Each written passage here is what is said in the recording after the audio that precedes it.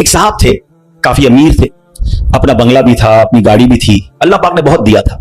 शाम को घर आए, बच्चों के साथ वक्त गुजारा, खाना खाया और उसके बाद अपने बिस्तर पर लेट गए। रात हो गई थी, बड़ा नरम बिस्तर था, ठंडा कमरा था, मगर करवट बदलते जा रहे थे, नींद नहीं आ रही थी। अब नींद भी अल्लाह पाक की नेमत है, जिसको आ जाए, लोग इसकी भी कदर नहीं करते, पूछो उससे जिसको नींद नहीं आती। अब काफी देर तक करवट बदलने लगा कि पता नहीं क्यों आज नींद नहीं आ रही, चलो आज थोड़ी सी फ्रेश एयर लेता हूं, शायद नींद आ जाए। घर से बाहर निकले, गाड़ी स्टार्ट की और आगे चलते रहे और घूमने लगे गलियों में। अचानक एक मस्जिद नजर आई और मस्जिद का दरवाजा खुला नजर आया। कहा चलो यार ऐसे ही घूम रहा हूं, जरा मस्जिद के अंदर चला जाता हूं, वजू करके कुछ 2 रकात नफल पढ़ लेता हूं। मस्जिद के बाहर गाड़ी पार्क की, वजू किया, मस्जिद के अंदर दाखिल हुए तो जैसे ही मस्जिद के अंदर गए पूरी मस्जिद खाली, मगर हल्की हल्की कहीं से रोने की आवाज आ रही। रात को इस वक्त कौन है मस्जिद में और क्यों रो रहा है? तो देखा कि एक कोने में एक गरीब आदमी अल्लाह की बारगाह में हाथ उठाए रो रहा है और रोते रोते अल्लाह की बारगाह में अर्ज कर रहा है कि ए अल्लाह, मेरी बेटी बीमार है, डॉक्टर ने ऑपरेशन का कहा है, मुझ गरीब के पास पैसे नहीं है, कहां से लाऊं? ए रब्बे करीम, तू ही असबाब बनाने वाला है, मुझ गरीब की हालत जार पर रहम फरमा। उस अमीर शख्स को समझ आ गया मुझे नींद क्यों नहीं आ रही थी, मुझे कहीं भेजा गया है, मैं ढूंढते ढूंढते इसी के लिए आया हूं।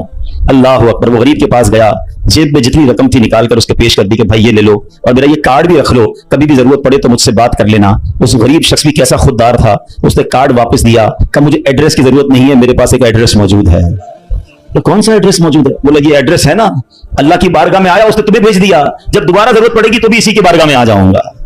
सारे दरवाजे बंद हो जाए, मेरे करीम का दरवाजा खुला होता है। हमारा प्रॉब्लम है, हम जाते ही नहीं उसके पास। अच्छा, अपना एक छोटा सा टेस्ट ले लो ना, ताकि अंदाजा हो जाएगा आपको।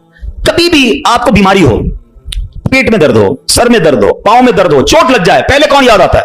डॉक्टर। डॉक्टर के पास चलो, यार बड़ा दर्द है, किसी को मालूम करो कैसे इलाज होगा, दवाई। मैं नहीं कहता डॉक्टर के पास नहीं जाना चाहिए, लेकिन पहले हमें अल्लाह याद आना चाहिए। अल्लाह तू शिफा देने वाला है, कर्म कर दे मालिक। कारोबार में नुकसान हुआ, फैमिली में प्रॉब्लम हुआ, वॉट एवर प्रॉब्लम, सबसे पहले हमें दुनिया वाले, सोर्स, वकील, पुलिस, ये याद आते हैं। होना यह चाहिए कि हमें खालिक के असबाब की तरफ लौ लगानी चाहिए, पहले अल्लाह करीम को पुकारना चाहिए। असबाब इख्तियार करना मना नहीं, मगर असबाब के चक्कर में, इस दुनिया के चक्कर में हम भूल गए उसे कि जो हल करने वाला है, जो मुश्किलें दूर करने वाला है, जो औलाद देने वाला है, जो मुसीबत टालने वाला है, उसकी तरफ जाते ही नहीं है। पूरा पूरा दिन दफ्तरों के धक्के खाते हैं, मगर 2 रकात पढ़कर उसकी बारगाह में सर नहीं झुकाते। देखो अल्लाह कैसे काम बनाता है। एक और वाकया सुनो। एक बहुत मशहूर डॉक्टर था, मैंने वाकया किताब में पढ़ा। मिसाल के तौर पर उसका नाम डॉक्टर अहमद था। सारी जिंदगी उसने बड़े ऑपरेशन किए, उसका बड़ा नाम था। अब हुकूमत ने ऐलान किया कि इसको गोल्ड मेडल देना है, लाइफ टाइम अचीवमेंट अवार्ड। पूरी जिंदगी इतना काम किया इस डॉक्टर को मुल्क के दारुल हुकूमत में बुलाया जाएगा और एक बड़ी तकरीब होगी और उसको गोल्ड मेडल दिया जाएगा। डॉक्टर बड़ा खुश, इतना बड़ा अवार्ड मिलने वाला है। डॉक्टर साहब ने फ्लाइट बुक की, जहाज में बैठे, जैसे ही जहाज उड़ा तो कुछ देर के बाद जहाज, मौसम खराब हो गया और जहाज में कोई प्रॉब्लम हो गई, तो जहाज को रास्ते में किसी छोटे से एयरपोर्ट पर उतार लिया गया। डॉक्टर साहब जहाज से निकलकर अमले के पास जाते हैं कि भाई कब जहाज उड़ेगा, मेरी तो वहां बहुत अहम तकरीब है और सारा प्रोग्राम मेरे लिए सजाया गया है, मैं चीफ गेस्ट हूं, मुझे गोल्ड मेडल मिलेगा, बताएं दोबारा जहाज कब उड़ेगा? का सर छोटा सा एयरपोर्ट है, जहाज का प्रॉब्लम बड़ा है, इतना जल्दी ठीक नहीं होगा, आपको अगर पहुंचना जरूरी है तो आप कोई गाड़ी लें किराए पर और बाय कार चले जाएं, आप पहुंच जाएंगे अपनी तकरीब से पहले। डॉक्टर ने कहा यह भी आइडिया ठीक है, जहाज के इंतजार में कहीं मेरा प्रोग्राम ही मिस ना हो जाए। डॉक्टर साहब ने गाड़ी बुक की, रेंट अ कार ली। जैसे ही रास्ते में गए तो जबरदस्त बारिश, आंधी तूफान। उस अंधेरे में, उस आंधी तूफान में डॉक्टर साहब रास्ता भूल गए और किसी मेन हाईवे से निकलकर गांव के रोड पे चढ़ गए। बहुत देर तक रास्ते में, अब भूख भी लग रही, खाना भी नहीं खाया, अंधेरा, गुप्त, बारिश हो रही है। अचानक एक छोटा सा गांव में घर नजर आया जिसमें एक बल्ब जल रहा था।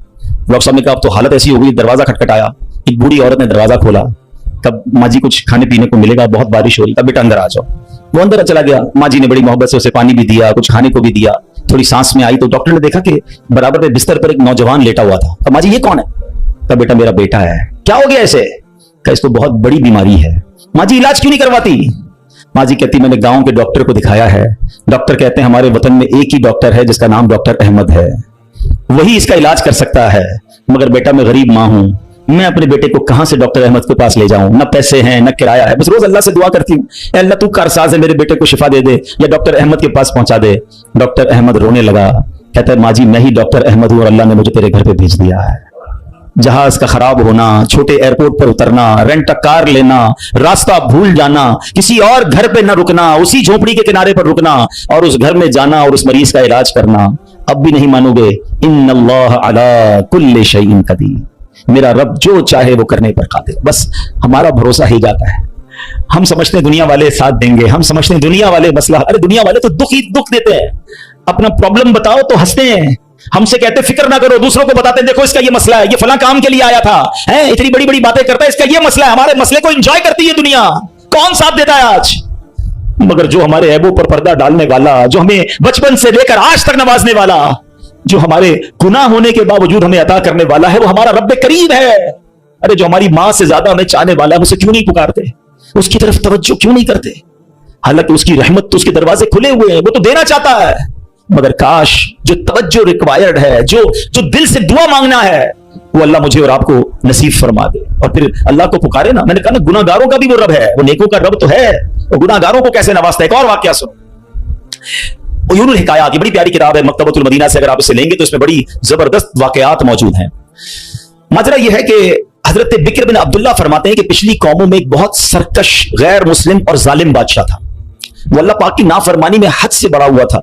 एक मर्तबा एक जंग में बादशाह को गिरफ्तार कर लिया गया। अब इतना जालिम था कि जिन्होंने गिरफ्तार किया था उन्होंने कहा इस जालिम बादशाह को तो तड़पा तड़पा के मारना है। तो तय ये पाया कि इसको ऐसा करो कि तांबे की एक देग में डालते हैं और इसको ऊंची जगह पर लटकाते हैं और नीचे आग जलाते हैं ताकि ये जल भून कर मर जाए। ऐसे किया गया, तांबे की देग बनाई गई, नीचे आग लगा दी गई। अब आहिस्ता आहिस्ता जो है वो देग गर्म हुई, बादशाह की हालत खराब, पूरी देग गर्म हो जाए तो जिस्म झुलसने लगा। उसने पहले तो झूठे खुदाओं को पुकारा, मगर जिस सारी जिंदगी जिनके आगे पेशानी रगड़ी थी उन्होंने क्या जवाब देना था? किसी ने कोई जवाब नहीं दिया, कोई मदद नहीं आई। अल्लाह अकबर। अब जब सब उम्मीदें टूट गई ना, सब उसको पता चल गया कि अब मेरा आखिरी वक्त आ गया, अब मैं गया, अब मैं मारा जाऊंगा। तो अब ये बादशाह जो था मुसलमान नहीं था, इसने मुसलमानों के रब यानी खुदावंदे कुद्दूस को पुकारना शुरू कर दिया। वो कहता है या अल्लाह या रहमान या रहीम मदद फरमा दे, और बुलंद आवाज से ला इलाहा इल्लल्लाह पढ़ना शुरू कर दिया। अब बादशाह ने इस मुश्किल घड़ी में अल्लाह से तौबा भी की कि अल्लाह मुझे माफ कर दे और बस मुझे बचा ले, अब मैं तेरी इबादत करूंगा, अब तक जो किया मुझे माफ कर दे। बुलंद आवाज ला इलाहा इल्लल्लाह। उस देग में बैठा हुआ है, नीचे आग लगी हुई है। देखो करीम ने उसकी पुकार कैसे सुनी कि बारिश बरसना शुरू हो गई। जैसे बारिश बरसी तो वो आग बुझ गई, तो वो गर्मी तो ऑलमोस्ट खत्म हो गई, लेकिन फिर इतनी तेज हवा चली कि वो देग रस्सियां तोड़ाकर देग ही उड़ने लगी। अच्छा, वो बादशाह ला इलाहा इल्लल्लाह की आवाजें बुलंद कर रहा है और देग उड़ रही है। अब देग उड़ते उड़ते उड़ते गैर मुस्लिम कौम का जो कबीला था वहां जाके गिर गई। अब जब वहां गई तो लोग हैरान थे, ये कैसी देग जो उड़ते हुए आ रही है और उसमें बंदा बैठा हुआ वो ला इलाहा इल्लल्लाह पढ़ रहा है। तो जब वो गैर मुस्लिम करीब आए तो उस बादशाह ने बाहर निकलकर अपना वाकया सुनाया कि सुनो, मैं गैर मुस्लिम था, अपने अल्लाह के सिवा झूठे खुदाओं की पूजा करता था, मैंने कलमा पढ़ा, अल्लाह ने इस मुसीबत से निकाल दिया और मुझे यहां पहुंचा दिया, पूरा गांव कलमा पढ़कर मुसलमान हो गया। अल्लाह की जो ना कुदरत के नजारे हैं, अल्लाह ऐसे निकालता है बंदे को कि समझ भी नहीं आती। बात वही है कि दिल से उसे पुकारना है, मगर दिल से गिड़गिड़ाकर तवज्जो के साथ, फोकस के साथ, फिर देखो आपकी मुश्किलें कैसे टल जाती हैं। तो अल्लाह करे कि हम प्यारे आका अलैहिस्सलाम की सुन्नत पर अमल करने वाले बन जाए। एक बार खुद नबी पाक के साथ बड़ा हैरानकुन वाकया पेश आया। ये 3 हिजरी ग़ज़वा गतफान का मौका था। प्यारे आका अलैहिस्सलाम सहाबा किराम को लेकर सफर पर रवाना हुए। एक मकाम पर पड़ाव किया तो सहाबा किराम कुछ फासले पर ठहरे और नबी पाक अलैहिस्सलाम अकेले एक दरख्त के नीचे तशरीफ फरमा हो गए।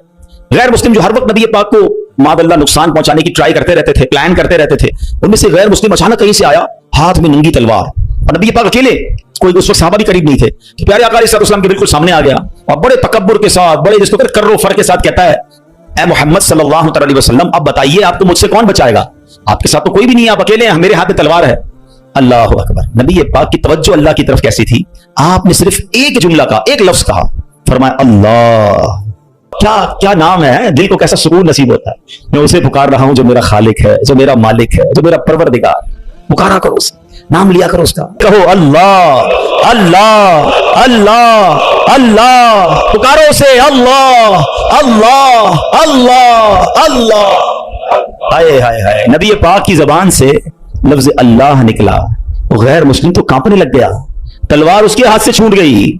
अब नबी पाक ने तलवार उठाकर कहा, अब बताओ तुम्हें मुझसे कौन बचाएगा? थोड़ी देर पहले तो वो कह रहा था ना आपको कौन बचाएगा, अब आका के हाथ में तलवार है सल्लल्लाहु अलैहि वसल्लम, अब बताओ तुम्हें कौन बचाएगा? वो कहता है हुजूर मुझे बचाने वाला तो कोई भी नहीं है, वो मुसलमान तो था नहीं।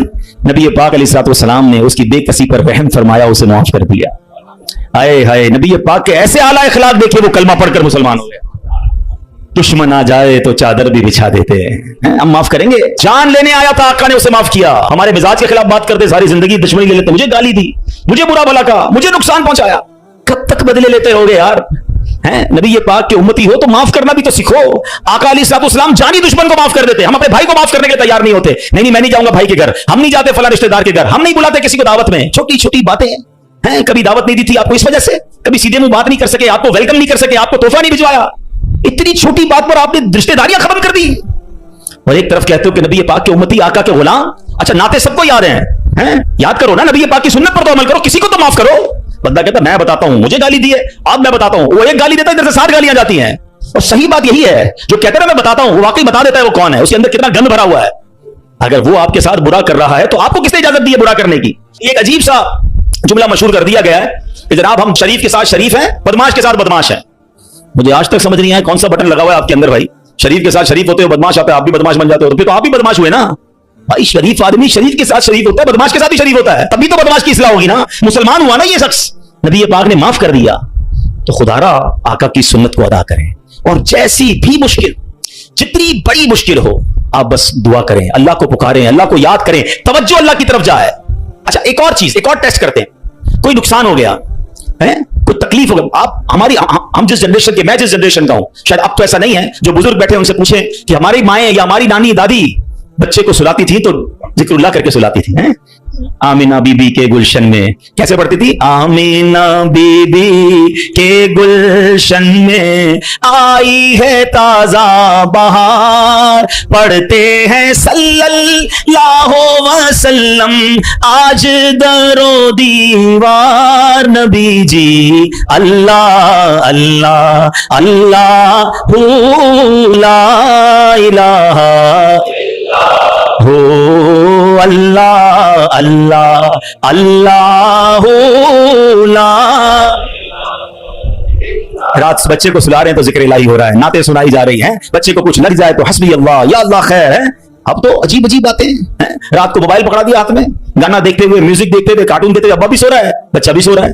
सुबह उठते ही भाई वुजू करवा के फजर पढ़ाया जाता था, कलमा पढ़ाया जाता था। मुझे अपना याद है, हम जब छोटे थे तो स्कूल जाना होता था, तो फजर की नमाज के बाद फिर सो गए, तो हमारे उस वक्त रेडियो पाकिस्तान पे, जो मेरी उम्र के लोगों को पता होगा, तो पता नहीं है, सुबह 7 बजे जो ना वो दुरूद पाक चलता था, हैं? अल्लाहुम्मा सल्ली अला सय्यदिना मुहम्मदिन नबियल उम्मी व अला आलिहि व सहबिहि वस। मुझे याद आ रहा होगा ये कंटिन्यू चलता था, तो वालिदा वो उसको ऑन करके बड़ी आवाज कर देते थे, तो खुद ही आंख खुल जाती थी, खुद ही दुरूद से उठाया जा रहा है। ये अंदाज था हमारे घरों का कि सुबह सुलाते उठाते वक्त, रात सुलाते वक्त, बच्चे घर से जा रहा है, अल्लाह रसूल के हवाले, गौस पाक के हवाले। यानी हमारी ट्रेनिंग इस तरह होती थी कि बात बात पर अल्लाह का जिक्र, अल्लाह के रसूल का जिक्र। अब तो कोई तकलीफ हो, ओ पता नहीं अंग्रेजी में पता नहीं क्या क्या आवाजें निकाल रहे होते हैं, मादअल्लाह गालियां मुंह से आ रही होती, लेकिन है ही नहीं, पहले तो जुबान से या अल्लाह खैर, फौरन जिक्र इलाही। यानी हमारी ट्रेनिंग ये हुआ करती, होनी भी यही चाहिए मुसलमान की, कि हम तकलीफ में भी। अच्छा फिर एक और अजीब बात पता है क्या है, चलें अब मैं दूसरी तरफ ले आता हूं अपनी गुफ्तगू को, कि तकलीफ में तो हम अल्लाह को याद करते हैं, फिर तकलीफ खत्म हो जाए तो फिर कहां चले जाते हैं? अच्छा बाज़ औक़ात पता है कि अचानक मस्जिदों को नया आदमी नजर आने लगता है ना, टोपी भी पहनी हुई, हाथ में तस्बीह भी है, अल्लाह का खैर तो ये किधर से आया भाई, और 5 नमाजें भी पढ़ रहा है, बाज़ औक़ात नमाज से भी पहले आ जाता है, फिर पूछो खैर तो है, बस वो वालिदा हॉस्पिटल में है या फलां प्रॉब्लम है। बहुत अच्छी बात है, मैं खुदा ना खास्ता डिस्करेज नहीं कर रहा, मगर इधर वो प्रॉब्लम दूर हुई, इधर मरीज ठीक हुआ, इधर मसला हल हुआ, वो बंदा ही गायब हो गया मस्जिद से। ये क्या है? हम खुशी में भी अल्लाह के बंदे हैं, हम गम में भी अल्लाह के बंदे हैं, हम गमों में भी उसे पुकारें, हम खुशी में भी उसे याद रखें। और ये बात मैं नहीं कह रहा, ये अल्लाह करीम ने कुरान मजीद फुरकान हमीद में इरशाद फरमाया, और ये काफिरों की आदत अल्लाह ने इरशाद फरमाई। सुनो, अल्लाह कुरान में फरमाता है, व इज़ा मस्सल इंसान दुर्रु दआना लिजंबिही औ काइदन औ काइमा। अल्लाह फरमाता है जब आदमी को तकलीफ पहुंचती है तो लेटे हुए और बैठे हुए और खड़े हुए हर हालत में हमसे दुआ करता है। बहुत अच्छी बात है, मगर आगे क्या हुआ?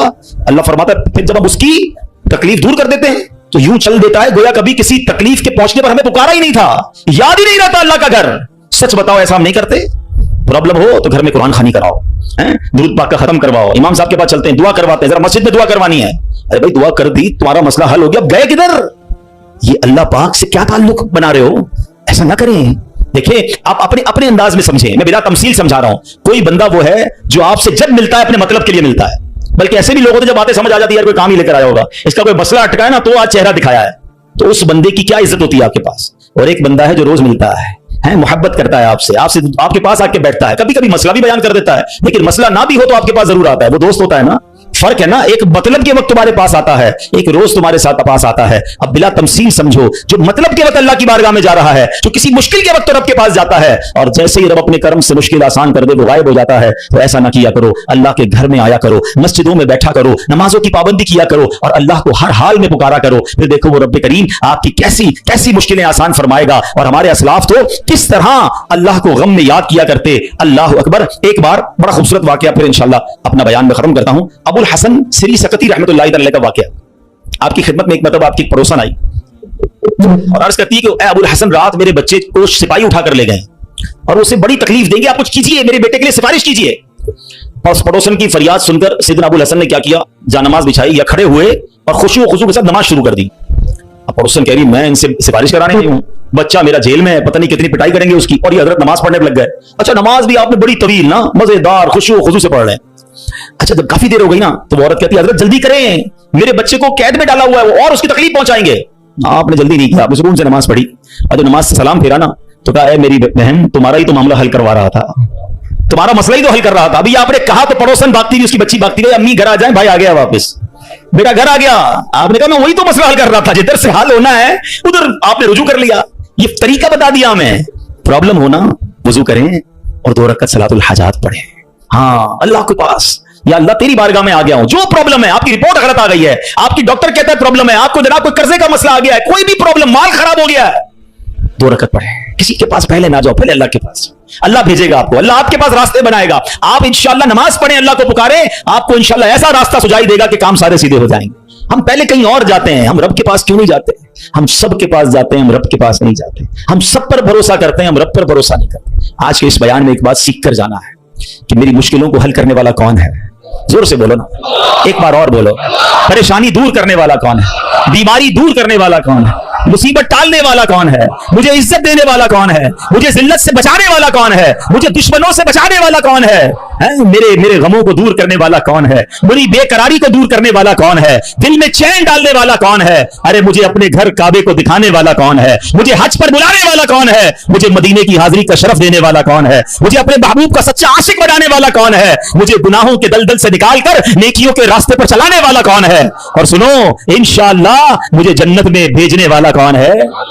तो जब सब देना उसने है, सब मिलना उससे है, फिर क्यों जाते उधर?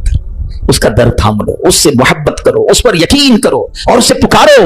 मैंने आज आपको कुरान के जरिए, हदीस के जरिए, वाकयात के जरिए समझाया कि जब जब उसे पुकारा गया है उसने अपने कर्म के दरवाजे खोले हैं और उसने मुसीबतों को हल कर दिया है। हाँ, कभी कभी ऐसा जरूर होता है कि मैं जो मांगू वो मुझे नहीं मिलता, मैं जो मांगू उसमें लेट हो जाता है। अब उसमें शैतान दिमाग में ख्यालात डालता है कि सारी बातें तो मौलाना साहब ने कर दी, मगर मैं तो बहुत सालों से दुआ कर रहा हूं, मेरा तो मसला ही हल नहीं हो रहा। मैं तो रो रो के दुआ भी करता हूं, तहज्जुद में भी दुआ की, काबे के सामने जाकर भी दुआ करके आया, फलां बहुत बड़ी नेक शख्सियत से भी दुआ कराई। हाँ, अब ये वसवसा भी आज समझ लो, इसको हल कर लेते हैं ना। अल्लाह से हर हाल में मोहब्बत करनी है, ठीक है। अब इसके बहुत सारे जवाब बन सकते हैं। पहले तो मैं आपको एक हदीस सुना देता हूं ताकि आपको तसल्ली हो जाए।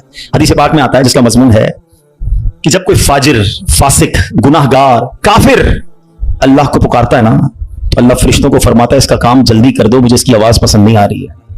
और जब कोई अल्लाह का प्यारा उसे पुकारता है ना, अल्लाह फरिश्तों से फरमाता है अभी इसका काम ना करना, इसको और पुकारने दो, मुझे इसका पुकारना पसंद आ रहा है। सच बताओ ना, मैं मांगू और मुझे मिल जाए ये अच्छा है, या कभी जिंदगी में तो कोई एक ऐसी दुआ कर लूं कि अल्लाह जिब्रील से फरमाए कि जिब्रील इसका काम ना करना, इसको और पुकारने दो, इसको और गिड़गिड़ाने दो, मुझे इसका गिड़गिड़ाना पसंद आ रहा है। मेरी तो जिंदगी वसूल हो गई ना कि मेरा पुकारना अगर रब को पसंद आ रहा है तो मुझे और क्या चाहिए।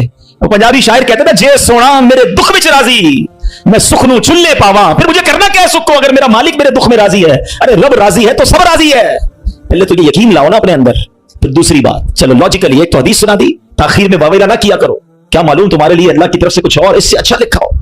और एक लॉजिकली बात भी समझ लो ताकि आइंदा दुआ में ताखीर हो तो अल्लाह से शिकवा मत करना, अल्लाह से दूर मत भाग जाना, मोहब्बत में कमी ना आने देना, भरोसे में कमी ना आने देना। आपके घर में कोई बच्चा हो, उसको बुखार हो जाए, ठीक है ना, खांसी भी हो रही है, वायरल हो गया है और वो रो रहा है मुझे आइसक्रीम खानी है, आप खिलाएंगे? जवाब दीजिए।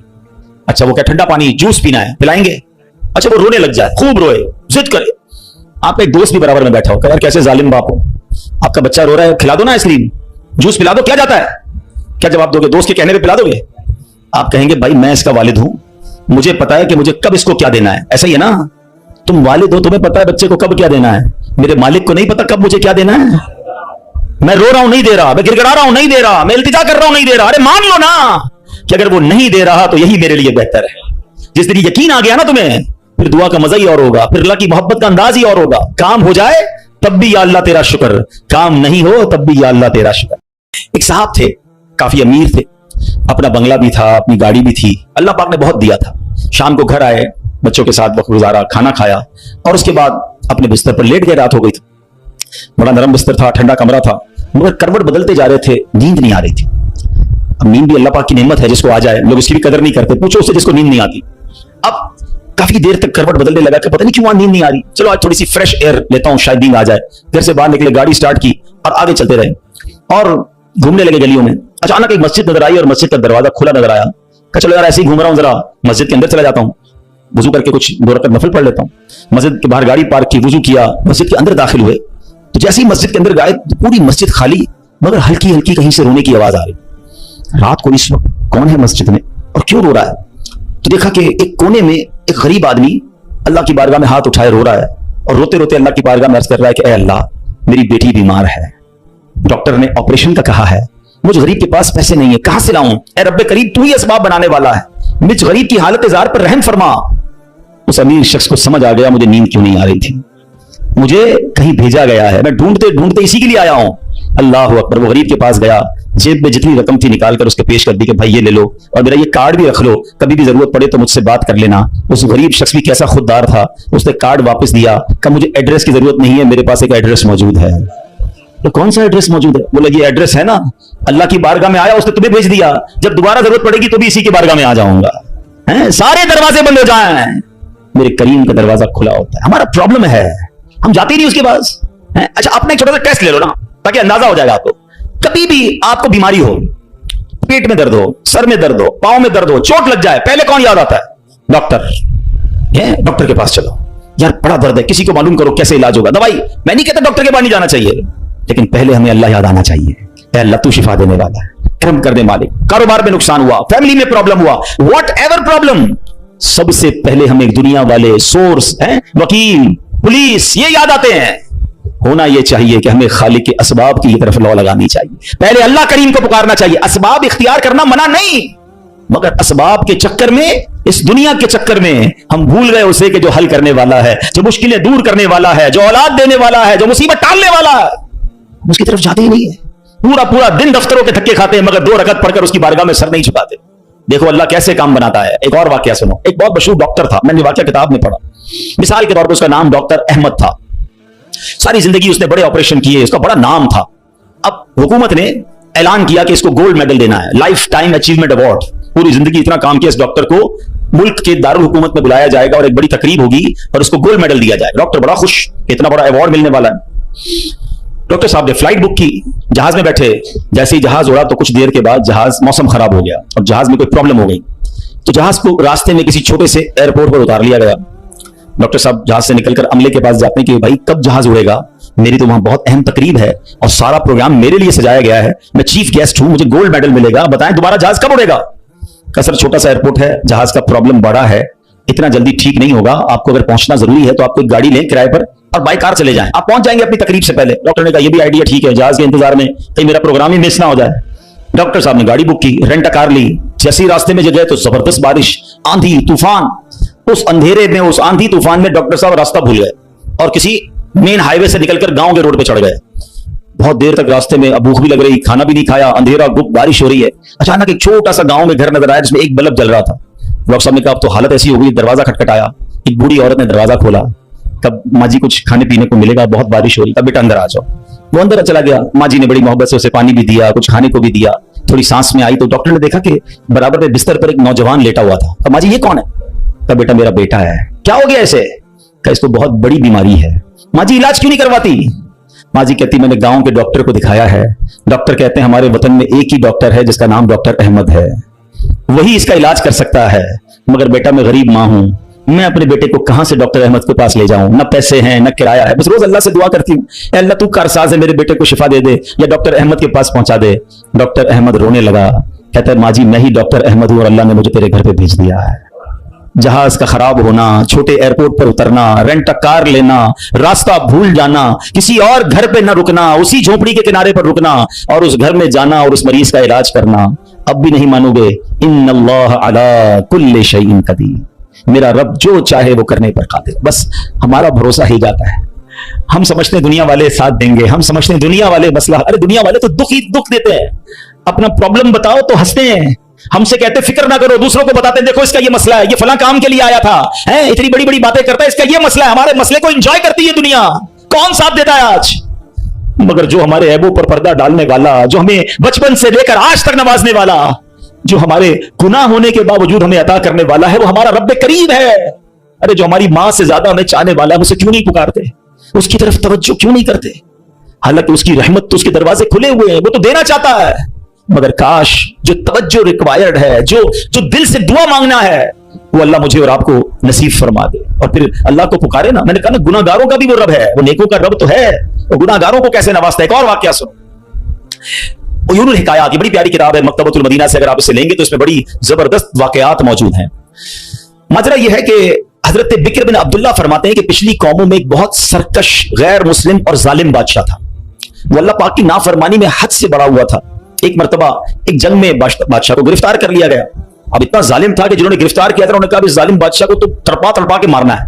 तो तय ये पाया कि इसको ऐसा करो कि तांबे की एक देग में डालते हैं और इसको ऊंची जगह पर लटकाते हैं और नीचे आग जलाते हैं ताकि ये जल भून कर मर जाए। ऐसे किया गया, तांबे की देग बनाई गई, नीचे आग लगा दी गई। अब आहिस्ता आहिस्ता जो है वो देग गर्म हुई, बादशाह की हालत खराब, पूरी देग गर्म हो जाए तो जिस्म झुलसने लगा। उसने पहले तो झूठे खुदाओं को पुकारा, मगर जिस सारी जिंदगी जिनके आगे पेशानी रगड़ी थी उन्होंने क्या जवाब देना था? किसी ने कोई जवाब नहीं दिया, कोई मदद नहीं आई। अल्लाह अकबर। अब जब सब उम्मीदें टूट गई ना, सब उसको पता चल गया कि अब मेरा आखिरी वक्त आ गया, अब मैं गया, अब मैं मारा जाऊंगा।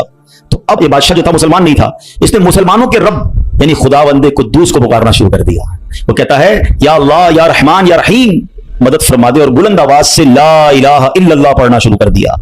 अब बादशाह ने इस मुश्किल घड़ी में अल्लाह से तौबा भी की कि अल्लाह मुझे माफ कर दे और बस मुझे बचा ले, अब मैं तेरी इबादत करूंगा, अब तक जो किया मुझे माफ कर दे। बुलंद आवाज से ला इलाहा इल्लल्लाह। उस देग में बैठा हुआ है, नीचे आग लगी हुई है। देखो करीम ने उसकी पुकार कैसे सुनी कि बारिश बरसना शुरू हो गई। जैसे बारिश बरसी तो वो आग बुझ गई, तो वो गर्मी तो ऑलमोस्ट खत्म हो गई। लेकिन फिर इतनी तेज हवा चली कि वो देग रस्सियां तोड़ाकर देग ही उड़ने लगी। अच्छा, वो बादशाह ला इलाहा इल्लल्लाह, ला इलाहा इल्लल्लाह की आवाजें बुलंद कर रहा है और देग उड़ रही है। अब देग उड़ते उड़ते उड़ते गैर मुस्लिम कौम का जो कबीला था वहां जाके गिर गई। अब जब वहां गई तो लोग हैरान थे कि कैसी देग जो उड़ते हुए आ रही है और उसमें बंदा बैठा हुआ वो ला इलाहा इल्लल्लाह, ला इलाहा इल्लल्लाह पढ़ रहा है। तो जब वो गैर मुस्लिम करीब आए तो उस बादशाह ने बाहर निकलकर अपना वाकया सुनाया कि सुनो, मैं गैर मुस्लिम था, अपने अल्लाह के सिवा झूठे खुदाओं की पूजा करता था, मैंने कलमा पढ़ा, अल्लाह ने इस मुसीबत से निकाल दिया और मुझे यहां पहुंचा दिया, पूरा गांव कलमा पढ़कर मुसलमान हो गया। अल्लाह की जो ना कुदरत के नजारे हैं, अल्लाह ऐसे निकालता है बंदे को कि समझ भी नहीं आती।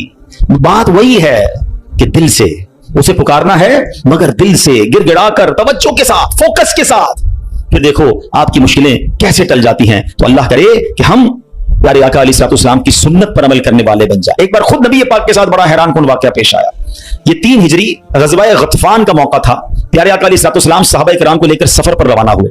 एक मकाम पर पड़ाव किया तो सहाबा किराम कुछ फासले पर ठहरे और नबी पाक अलैहिस्सलाम अकेले एक दरख्त के नीचे तशरीफ फरमा हो गए। गैर मुस्लिम जो हर वक्त नबी पाक को मादअल्लाह नुकसान पहुंचाने की ट्राई करते रहते थे, प्लान करते रहते थे, उनमें से गैर मुस्लिम अचानक कहीं से आया, हाथ में नंगी तलवार, और नबी पाक अकेले, कोई उस वक्त सहाबा भी करीब नहीं थे। तो प्यारे आका अलैहिस्सलाम के बिल्कुल सामने आ गया और बड़े तकब्बुर के साथ, बड़े जिसको कर्रो फर के साथ कहता है, ए मोहम्मद सल्लल्लाहु अलैहि वसल्लम, अब बताइए आपको मुझसे कौन बचाएगा? आपके साथ तो कोई भी नहीं है, आप अकेले हैं, मेरे हाथ में तलवार है। अल्लाह अकबर। नबी पाक की तवज्जो अल्लाह की तरफ कैसी थी, आपने सिर्फ एक जुमला का, एक लफ्ज कहा, फरमाया अल्लाह। क्या क्या नाम है, दिल को कैसा सुकून नसीब होता है। मैं उसे पुकार रहा हूं जो मेरा खालिक है, जो मेरा मालिक है, जो मेरा परवरदिगार। पुकारा करो उसे, नाम लिया करो उसका, कहो अल्लाह अल्लाह अल्लाह अल्लाह, पुकारो उसे अल्लाह अल्लाह अल्लाह अल्लाह। हाय हाय हाय, नबी पाक की जबान से लफ्ज अल्लाह निकला, वो गैर मुस्लिम तो कांपने लग गया, तलवार उसके हाथ से छूट गई। अब नबी पाक ने तलवार उठाकर कहा, अब बताओ तुम्हें मुझसे कौन बचाएगा? थोड़ी देर पहले तो वो कह रहा था ना आपको कौन बचाएगा, अब आका के हाथ में तलवार है सल्लल्लाहु अलैहि वसल्लम, अब बताओ तुम्हें कौन बचाएगा? वो कहता है हुजूर मुझे बचाने वाला तो कोई भी नहीं है, वो मुसलमान तो था नहीं। नबी पाक अलैहिस्सलाम ने उसकी बेकसी पर रहम फरमाया, उसे माफ कर दिया। आए हाय, नबी पाक के ऐसे आला इखलाक देखिए, वो कलमा पढ़कर मुसलमान हो गया। दुश्मन आ जाए तो चादर भी बिछा देते हैं, हम माफ करेंगे। जान लेने आया था, आका ने उसे माफ किया। हमारे मिजाज के खिलाफ बात करते, सारी जिंदगी दुश्मनी ले लेते, मुझे गाली दी, मुझे बुरा भला कहा, मुझे नुकसान पहुंचाया। कब तक बदले लेते रहोगे यार? हैं? नबी ये पाक के उम्मती हो तो माफ करना भी तो सीखो। आका अलैहिस्सलाम जानी दुश्मन को माफ कर देते, हम अपने भाई को माफ करने के लिए तैयार नहीं होते। नहीं मैं नहीं जाऊंगा भाई के घर, हम नहीं जाते फला रिश्तेदार के घर, हम नहीं बुलाते किसी को दावत में। छोटी छोटी बातें हैं, कभी दावत नहीं दी थी आपको इस वजह से, कभी सीधे मुंह बात नहीं कर सके, आपको वेलकम नहीं कर सके, आपको तोहफा नहीं भिजवाया, इतनी छोटी बात पर आपने रिश्तेदारियां खत्म कर दी। और एक तरफ कहते हो कि नबी पाक के उम्मती, आका के गुलाम। अच्छा नाते सबको याद हैं? याद करो ना, नबी पाक की सुन्नत पर तो अमल करो, किसी को तो माफ करो। बंदा कहता मैं बताता हूं, मुझे गाली दी है, अब मैं बताता हूं। वो एक गाली देता है, इधर से 7 गालियां जाती हैं। और सही बात यही है, जो कहते हैं मैं बताता हूं, वो वाकई बता देता है वो कौन है, उसके अंदर कितना गंद भरा हुआ है। अगर वो आपके साथ बुरा कर रहा है तो आपको किसने इजाजत दी है बुरा करने की? एक अजीब सा जुमला मशहूर कर दिया गया है कि जनाब हम शरीफ के साथ शरीफ हैं, बदमाश के साथ बदमाश हैं। मुझे आज तक समझ नहीं आया कौन सा बटन लगा हुआ है आपके अंदर भाई। शरीफ के साथ शरीफ होते हो, बदमाश आता है, आप भी बदमाश बन जाते हो, तो फिर तो आप भी बदमाश हुए ना भाई। शरीफ आदमी शरीफ के साथ शरीफ होता है, बदमाश के साथ ही शरीफ होता है, तभी तो बदमाश की इस्लाह होगी ना। मुसलमान हुआ ना ये शख्स, नबी पाक ने माफ कर दिया। तो खुदारा आका की सुन्नत को अदा करें, और जैसी भी मुश्किल, जितनी बड़ी मुश्किल हो, आप बस दुआ करें, अल्लाह को पुकारें, अल्लाह को याद करें, तवज्जो अल्लाह की तरफ जाए। अच्छा एक और चीज, एक और टेस्ट करते हैं। कोई नुकसान हो गया है, कोई तकलीफ हो गई, आप हमारी हम जिस जनरेशन के, मैं जिस जनरेशन का हूं, शायद अब तो ऐसा नहीं है, जो बुजुर्ग बैठे उनसे पूछें कि हमारी माएं या हमारी नानी दादी बच्चे को सुलाती थी तो जिक्रुल्लाह करके सुलाती थी। हैं? आमीना बीबी के गुलशन में कैसे पढ़ती थी? आमीना बीबी के गुलशन में आई है ताजा बहार, पढ़ते हैं सल्लल्लाहु वसल्लम आज दरो दीवार। नबी जी अल्लाह अल्लाह अल्लाह ला इलाहा हो अल्लाह अल्लाह अल्लाह ला। रात बच्चे को सुला रहे हैं तो जिक्र इलाही हो रहा है, नाते सुनाई जा रही हैं, बच्चे को कुछ लग जाए तो हस्बी अल्लाह या अल्लाह खैर है। अब तो अजीब अजीब बातें हैं। रात को मोबाइल पकड़ा दिया हाथ में, गाना देखते हुए, म्यूजिक देखते हुए, कार्टून देखते हुए, अब्बा भी सो रहा है, बच्चा भी सो रहा है। सुबह उठते ही भाई वुजू करवा के फजर पढ़ाया जाता था, कलमा पढ़ाया जाता था। मुझे अपना याद है, हम जब छोटे थे तो स्कूल जाना होता था, तो फजर की नमाज के बाद फिर सो गए, तो हमारे उस वक्त रेडियो पाकिस्तान पे, जो मेरी उम्र के लोगों को उनको पता होगा, तो पता नहीं है, सुबह 7 बजे जो ना वो दुरूद पाक चलता था।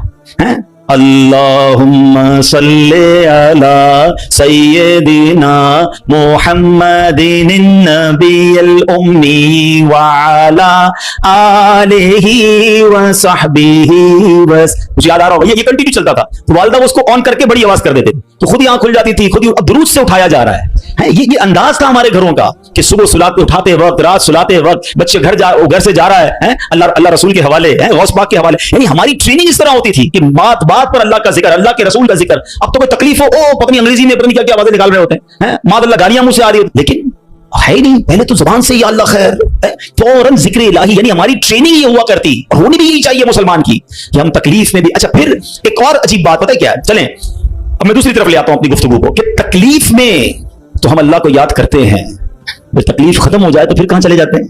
अच्छा बाजू का पता है क्या, अचानक मस्जिदों को नया आदमी नजर आने लगता है ना, टोपी भी पहनी हुई, हाथ में तस्बीह भी है, खैर तो ये किधर से आया भाई, 5 नमाजें भी पढ़ रहा है, बाजू का नमाज से भी पहले आ जाता है, फिर पूछो खैर तो है, बस वो वालिदा हॉस्पिटल में है या फला प्रॉब्लम है। बहुत अच्छी बात है, मैं खुदा ना खास्ता डिस्करेज नहीं कर रहा, मगर इधर वो प्रॉब्लम दूर हुई, इधर मरीज ठीक हुआ, इधर मसला हल हुआ, वो बंदा ही गायब हो गया मस्जिद से। तो ये क्या है?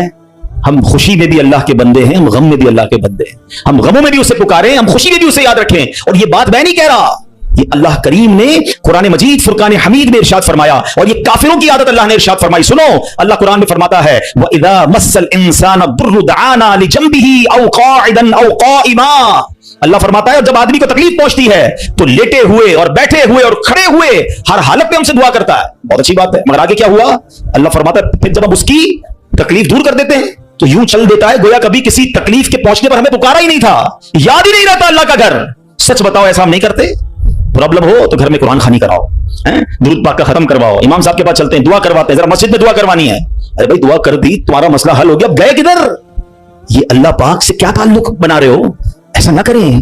देखिए आप अपने अपने अंदाज में समझें, मैं बिना तमसील समझा रहा हूं। कोई बंदा वो है जो आपसे जब मिलता है अपने मतलब के लिए मिलता है, बल्कि ऐसे भी लोग होते हैं जब बातें समझ आ जाती है, यार कोई काम ही लेकर आया होगा, इसका कोई मसला अटका है ना तो आज चेहरा दिखाया है, तो उस बंदे की क्या इज्जत होती है आपके पास। और एक बंदा है जो रोज मिलता है, है, मोहब्बत करता है आपसे, आपसे आपके पास आके बैठता है, कभी कभी मसला भी बयान कर देता है, लेकिन मसला ना भी हो तो आपके पास जरूर आता है। वो दोस्त होता है ना, फर्क है ना, एक मतलब के वक्त तुम्हारे पास आता है, एक रोज तुम्हारे साथ पास आता है। अब बिला तमसील समझो, जो मतलब के वक्त अल्लाह की बारगाह में जा रहा है, जो किसी मुश्किल के वक्त तो रब के पास जाता है, और जैसे ही रब अपने कर्म से मुश्किल आसान कर दे वो गायब हो जाता है। तो ऐसा ना किया करो, अल्लाह के घर में आया करो, मस्जिदों में बैठा करो, नमाजों की पाबंदी किया करो, और अल्लाह को हर हाल में पुकारा करो। फिर देखो वो रब करीम आपकी कैसी कैसी मुश्किलें आसान फरमाएगा। और हमारे असलाफ तो किस तरह अल्लाह को गम में याद किया करते। अल्लाह अकबर। एक बार बड़ा खूबसूरत वाकया, फिर इंशाल्लाह अपना बयान में खत्म करता हूं। अबुल हसन सिरी सकती रहमतुल्लाह अलैह का वाकया।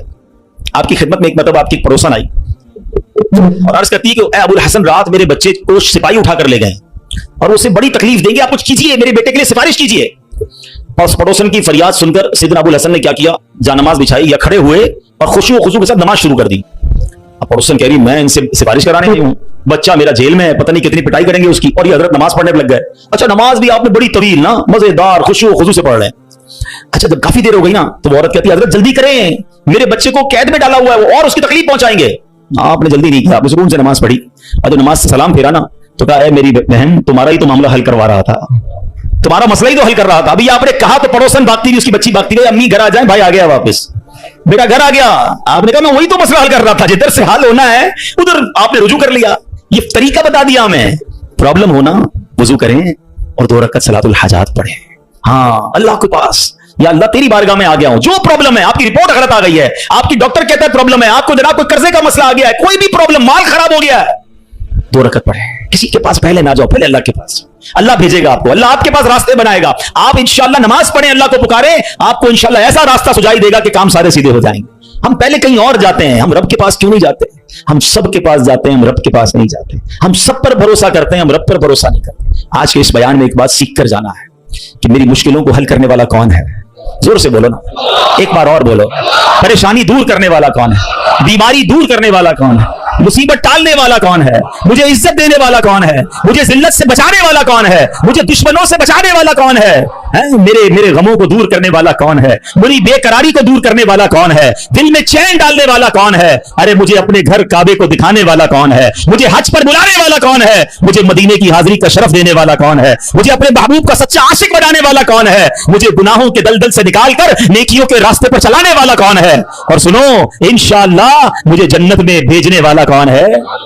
तो जब सब देना उसने है, सब मिलना उससे है, फिर क्यों जाते उधर?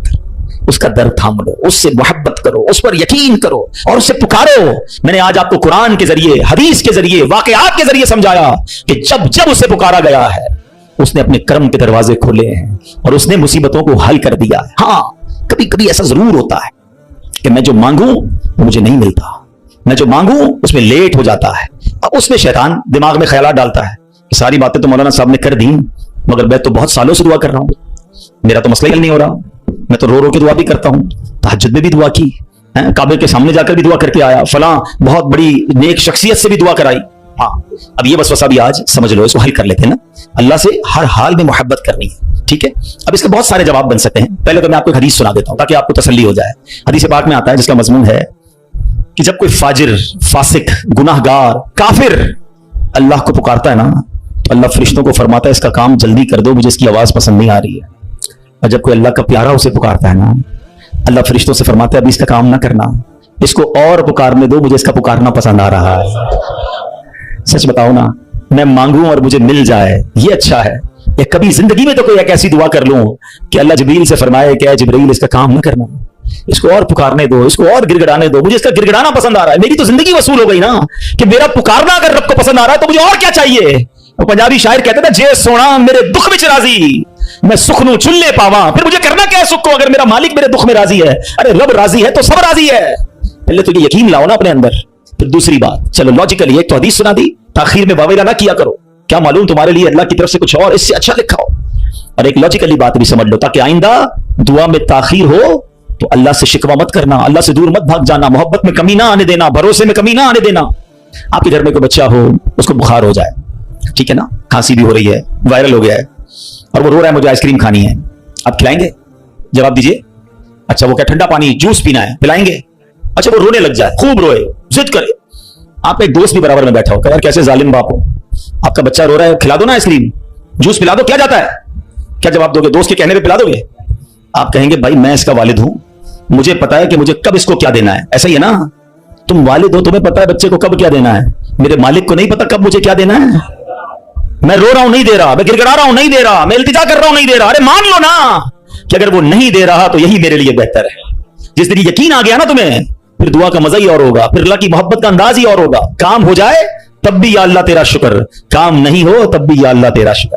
एक साहब थे, काफी अमीर थे, अपना बंगला भी था, अपनी गाड़ी भी थी, अल्लाह पाक ने बहुत दिया था। शाम को घर आए, बच्चों के साथ वक्त गुजारा, खाना खाया और उसके बाद अपने बिस्तर पर लेट गए। रात हो गई थी, बड़ा नरम बिस्तर था, ठंडा कमरा था, मगर करवट बदलते जा रहे थे, नींद नहीं आ रही थी। अब नींद भी अल्लाह पाक की नेमत है, जिसको आ जाए, लोग इसकी भी कदर नहीं करते। पूछो उससे जिसको नींद नहीं आती। अब काफी देर तक करवट बदलने लगा कि पता नहीं क्यों आज नींद नहीं आ रही, चलो आज थोड़ी सी फ्रेश एयर लेता हूं, शायद नींद आ जाए। घर से बाहर निकले, गाड़ी स्टार्ट की और आगे चलते रहे और घूमने लगे गलियों में। अचानक एक मस्जिद नजर आई और मस्जिद का दरवाजा खुला नजर आया। कहा चलो यार ऐसे ही घूम रहा हूं, जरा मस्जिद के अंदर चला जाता हूं, वजू करके कुछ 2 रकात नफल पढ़ लेता हूं। मस्जिद के बाहर गाड़ी पार्क की, वजू किया, मस्जिद के अंदर दाखिल हुए तो जैसे ही मस्जिद के अंदर गए पूरी मस्जिद खाली, मगर हल्की हल्की कहीं से रोने की आवाज आ रही। रात को इस वक्त कौन है मस्जिद में और क्यों रो रहा है? तो देखा कि एक कोने में एक गरीब आदमी अल्लाह की बारगाह में हाथ उठाए रो रहा है और रोते रोते अल्लाह की बारगाह में अर्ज कर रहा है कि ए अल्लाह, मेरी बेटी बीमार है, डॉक्टर ने ऑपरेशन का कहा है, मुझ गरीब के पास पैसे नहीं है, कहां से लाऊं? ए रब्बे करीम, तू ही असबाब बनाने वाला है, मुझ गरीब की हालत जार पर रहम फरमा। उस अमीर शख्स को समझ आ गया मुझे नींद क्यों नहीं आ रही थी, मुझे कहीं भेजा गया है, मैं ढूंढते ढूंढते इसी के लिए आया हूं। अल्लाह अकबर। वो गरीब के पास गया, जेब में जितनी रकम थी निकाल कर उसके पेश कर दी कि भाई ये ले लो और मेरा ये कार्ड भी रख लो, कभी भी जरूरत पड़े तो मुझसे बात कर लेना। उस गरीब शख्स भी कैसा खुददार था, उसने कार्ड वापस दिया, कहा मुझे एड्रेस की जरूरत नहीं है, मेरे पास एक एड्रेस मौजूद है। तो कौन सा एड्रेस मौजूद है? बोला ये एड्रेस है ना, अल्लाह की बारगाह में आया, उसने तुम्हें भेज दिया, जब दोबारा जरूरत पड़ेगी तो भी इसी की बारगाह में आ जाऊंगा। सारे दरवाजे बंद हो जाए, मेरे करीम का दरवाजा खुला होता है। हमारा प्रॉब्लम है हम जाते ही नहीं उसके पास। अच्छा, अपना एक छोटा सा टेस्ट ले लो ना, ताकि अंदाजा हो जाएगा आपको। कभी भी आपको बीमारी हो, पेट में दर्द हो, सर में दर्द हो, पांव में दर्द हो, चोट लग जाए, पहले कौन याद आता है? डॉक्टर। डॉक्टर के पास चलो, यार बड़ा दर्द है, किसी को मालूम करो कैसे इलाज होगा, दवाई। मैं नहीं कहता डॉक्टर के पास नहीं जाना चाहिए, लेकिन पहले हमें अल्लाह याद आना चाहिए। ए अल्लाह, तू शिफा देने वाला है, कर्म कर दे मालिक। कारोबार में नुकसान हुआ, फैमिली में प्रॉब्लम हुआ, वॉट एवर प्रॉब्लम, सबसे पहले हमें दुनिया वाले, सोर्स हैं, वकील, पुलिस, ये याद आते हैं। होना यह चाहिए कि हमें खालिक के असबाब की तरफ लौ लगानी चाहिए, पहले अल्लाह करीम को पुकारना चाहिए। असबाब इख्तियार करना मना नहीं, मगर असबाब के चक्कर में, इस दुनिया के चक्कर में हम भूल गए उसे कि जो हल करने वाला है, जो मुश्किलें दूर करने वाला है, जो औलाद देने वाला है, जो मुसीबत टालने वाला है, उसकी तरफ जाते ही नहीं है। पूरा पूरा दिन दफ्तरों के धक्के खाते हैं, मगर 2 रकात पढ़कर उसकी बारगाह में सर नहीं झुकाते। देखो अल्लाह कैसे काम बनाता है। एक और वाकया सुनो। एक बहुत मशहूर डॉक्टर था, मैंने वाकया किताब में पढ़ा। मिसाल के तौर पर उसका नाम डॉक्टर अहमद था। सारी जिंदगी उसने बड़े ऑपरेशन किए, उसका बड़ा नाम था। अब हुकूमत ने ऐलान किया कि इसको गोल्ड मेडल देना है, लाइफ टाइम अचीवमेंट अवार्ड। पूरी जिंदगी इतना काम किया इस डॉक्टर को मुल्क के दारुल हुकूमत में बुलाया जाएगा और एक बड़ी तकरीब होगी और उसको गोल्ड मेडल दिया जाएगा। डॉक्टर बड़ा खुश, इतना बड़ा अवार्ड मिलने वाला है।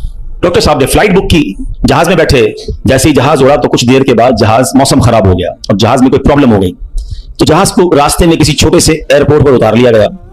डॉक्टर साहब जहाज से निकलकर अमले के पास जाते हैं कि भाई कब जहाज उड़ेगा, मेरी तो वहां बहुत अहम तकरीब है और सारा प्रोग्राम मेरे लिए सजाया गया है, मैं चीफ गेस्ट हूं, मुझे गोल्ड मेडल मिलेगा, बताएं दोबारा जहाज कब उड़ेगा? का सर छोटा सा एयरपोर्ट है, जहाज का प्रॉब्लम बड़ा है, इतना जल्दी ठीक नहीं होगा, आपको अगर पहुंचना जरूरी है तो आप कोई गाड़ी लें किराए पर और बाय कार चले जाएं, आप पहुंच जाएंगे अपनी तकरीब से पहले। डॉक्टर ने कहा यह भी आइडिया ठीक है, जहाज के इंतजार में कहीं मेरा प्रोग्राम ही मिस ना हो जाए। डॉक्टर साहब ने गाड़ी बुक की, रेंट कार ली। जैसे ही रास्ते में गए तो जबरदस्त बारिश, आंधी तूफान। उस अंधेरे में, उस आंधी तूफान में डॉक्टर साहब रास्ता भूल गए और किसी मेन हाईवे से निकलकर गांव के रोड पे चढ़ गए। बहुत देर तक रास्ते में, अब भूख भी लग रही, खाना भी नहीं खाया, अंधेरा, गुप्त, बारिश हो रही है। अचानक एक छोटा सा गांव में घर नजर आया जिसमें एक बल्ब जल रहा था। डॉक्टर साहब ने कहा अब तो हालत ऐसी हो गई, दरवाजा खटखटाया। एक बूढ़ी औरत ने दरवाजा खोला, कब माँ जी कुछ खाने पीने को मिलेगा, बहुत बारिश हो रही, तब बेटा अंदर आ जाओ। वो अंदर चला गया, माँ जी ने बड़ी मोहब्बत से उसे पानी भी दिया, कुछ खाने को भी दिया। थोड़ी सांस में आई तो डॉक्टर ने देखा कि बराबर में बिस्तर पर एक नौजवान लेटा हुआ था। तो माँ जी ये कौन है? कहा बेटा मेरा बेटा है। क्या हो गया ऐसे? कहा इसको बहुत बड़ी बीमारी है।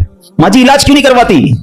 माँ जी कहती मैंने गांव के डॉक्टर को दिखाया है, डॉक्टर कहते हैं हमारे वतन में एक ही डॉक्टर है जिसका नाम डॉक्टर अहमद है, वही इसका इलाज कर सकता है, मगर बेटा मैं गरीब माँ हूं, मैं अपने बेटे को कहां से डॉक्टर अहमद के पास ले जाऊं, न पैसे हैं न किराया है, बस रोज अल्लाह से दुआ करती हूँ अल्लाह तू कारसाज है, मेरे बेटे को शिफा दे दे या डॉक्टर अहमद के पास पहुंचा दे।